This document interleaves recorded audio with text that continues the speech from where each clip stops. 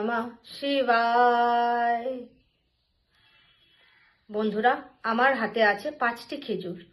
5টি খেজুর দিয়ে আপনি এমন একটা কাজ করতে পারেন, এমন এক উপায় করতে পারেন যা দিয়ে আপনার জীবন সম্পূর্ণরূপে পাল্টিয়ে যেতে পারে।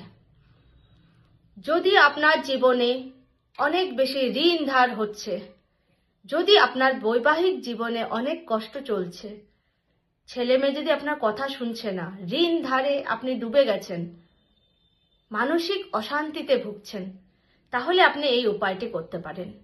এই উপায়টি কিন্তু অত্যন্ত গুপ্ত উপায়। খেজুর এমন একটা ফল যেটা কোনো দিনও খারাপ হয় না। এটা ডেজার্ট এলাকায় এই ফলটি জন্মায়, আর তার জন্য এটি শিবের অত্যন্ত প্রিয় একটি ফল। কারণ শিব বাবা আমাদের দৃঢ়তা, আমাদের শক্তির পরিচয়। কঠোরের কঠোর, কিন্তু আবার নরমের নরম। তার জন্য শিব বাবাকে যদি আপনি খেজুর অর্পণ করেন, তাহলে কিন্তু শিব বাবা অনেক বেশি প্রসন্ন হন। তাই আমরা আজকে জানতে চাইবো যে এই খেজুর দিয়ে কি এমন একটা উপায় করলে পরে বাবা আমাদের উপরে কৃপা বর্ষণ করবেন। তো বন্ধুরা, আমি আজকে আপনাকে এই জিনিসটাই জানাবো। এর জন্য আপনি আমার রিলটাকে সেভ করে নিন, যাতে এরকম তথ্য আপনাদের কাছ থেকে মিস না হয়ে যায়। তো আসুন আমরা এই বিষয়ে আলোচনা করি। আপনার কি করতে হবে? 5টি খেজুর নিতে হবে।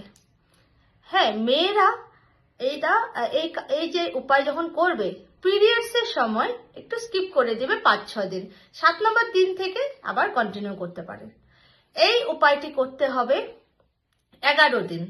কি করতে হবে? সোমবার থেকে শুরু করে প্রতিদিন ওম নমঃ শিবায় বলবে, আর শিবলিঙ্গর উপরে একটা খেজুর রাখবে।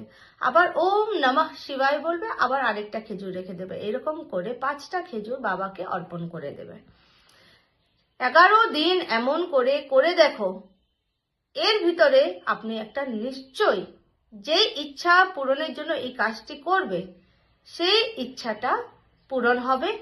আর সেই ইচ্ছার রিলেটেড কোনো একটা তথ্য বা কোনো একটা রাস্তা বাবার থেকে তোমাদের দিয়ে দেবে।